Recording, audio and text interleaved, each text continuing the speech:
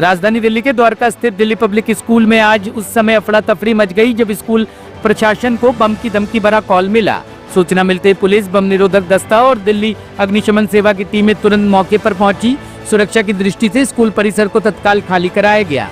फिलहाल पूरे इलाके को घेरकर तलाशी अभियान चलाया जा रहा है। दिल्ली अग्निशमन सेवा ने पुष्टि की है कि कॉल की जाँच जारी है और किसी भी स्थिति से निपटने के लिए सभी सुरक्षा एजेंसियां सतर्क है। बम की सूचना पर एक अभिभावक ने कहा कि हमें स्कूल से बच्चों को वापस ले जाने का संदेश मिला था।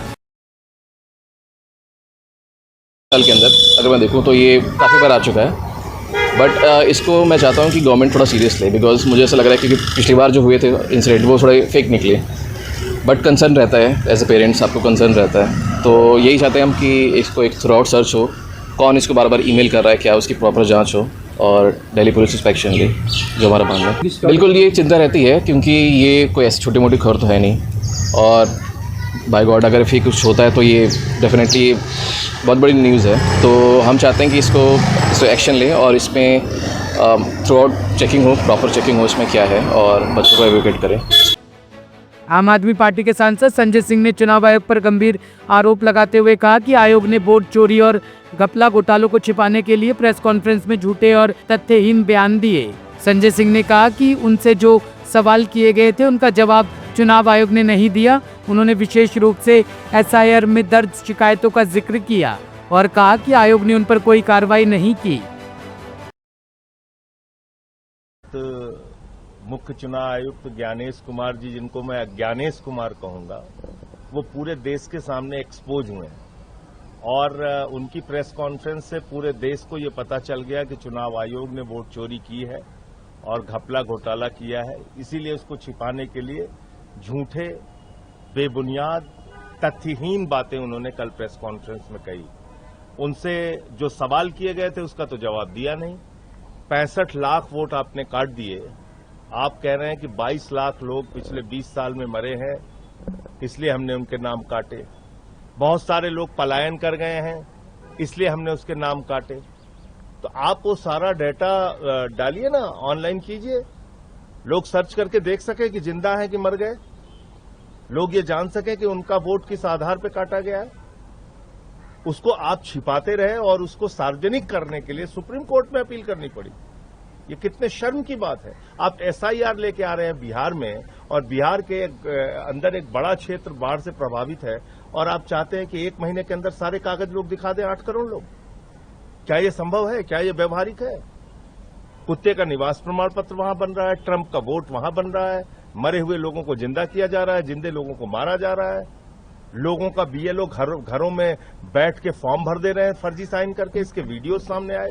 कोई एक्शन लिया चुनाव आयोग ने? कोई कार्रवाई की? किसी बात पे जवाब दिया? कहते हैं शिकायत आप शपथ पत्र के साथ दीजिए। हमने तो दिल्ली में शिकायत दिया, लिख के दिया, मिल के दिया, बताया कि भाई केंद्रीय मंत्रियों के घर में 33-33 वोट बने हैं, 22 वोट बने हैं, 15 वोट बने हैं, तो आप इस पे कार्रवाई कीजिए। उन्होंने कोई कार्रवाई नहीं की।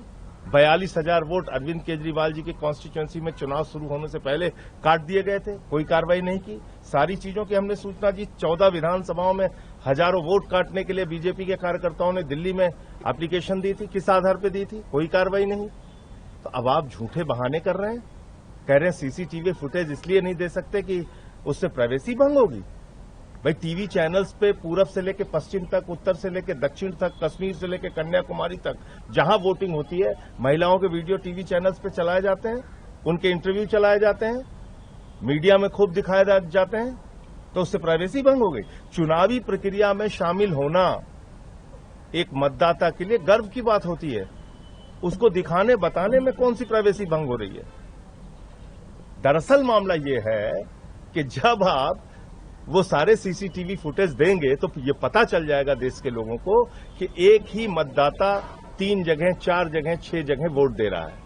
आप पकड़े जाएंगे, आपकी चोरी पकड़ी जाएगी, इसलिए आप भाग रहे हैं।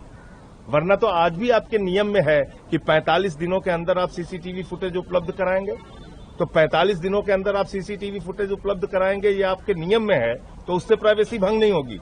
तो कुल मिलाकर कल चुनाव आयोग की जो प्रेस कॉन्फ्रेंस थी वो एक कॉमेडी सर्कस के अलावा कुछ नहीं थी, और उन्होंने जितनी भी बातें की वो झूठी, बेबुनियाद और किसी तथ्य पे उन्होंने बात नहीं किया और पूरे देश को उन्होंने चिल्ला चिल्ला के बताया कि चुनाव आयोग ने वोट चोरी की है।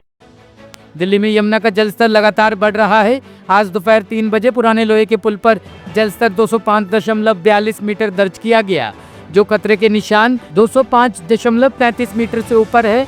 इससे तटवर्ती इलाकों में पानी भरने का खतरा और बढ़ गया है। बाढ़ एवं नियंत्रण विभाग के अनुसार पहाड़ी इलाकों में भारी बारिश, छोटे बांध टूटना और हरियाणा के हथनीकुंड बैराज से छोड़े जा रहे पानी के कारण यमुना का जलस्तर लगातार ऊपर जा रहा है। विभाग ने एडवाइजरी में कहा कि 19 अगस्त की सुबह तक जलस्तर 206 मीटर तक पहुंच सकता है, जिससे निचले इलाकों में बाढ़ की स्थिति गंभीर हो सकती है। अभी जैसा कि रिपोर्ट आई है 205.42 का हो चुका है लेवल यमुना का। उसको देखते हुए काफ़ी अरेंजमेंट किए गए हैं। यमुना में डीएमई साहब की तरफ से 25 से 30 मोटर बोट लगाई गई हैं।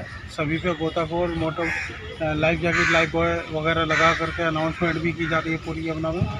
कोई यमुना में फंसा ना हो वो सब भी देखा जा रहा है। मवेशियों का भी ख्याल रखा जा रहा है, बच्चों का भी, बड़ों का, सबका ख्याल रखा जा रहा है। तो अभी तक कोई ऐसी स्थिति नहीं है, किसी का डूबने की कोई सूचना नहीं है, सब स्थिति अंडर कंट्रोल है। अच्छा, खतरे के निशान से ऊपर है इस टाइम? हाँ जी, खतरे के निशान से इस टाइम ऊपर है। कितना ऊपर है? अभी करीब 9 सेंटीमीटर ऊपर है यमुना। ब्यूरो रिपोर्ट, टीम तफ्तीश न्यूज।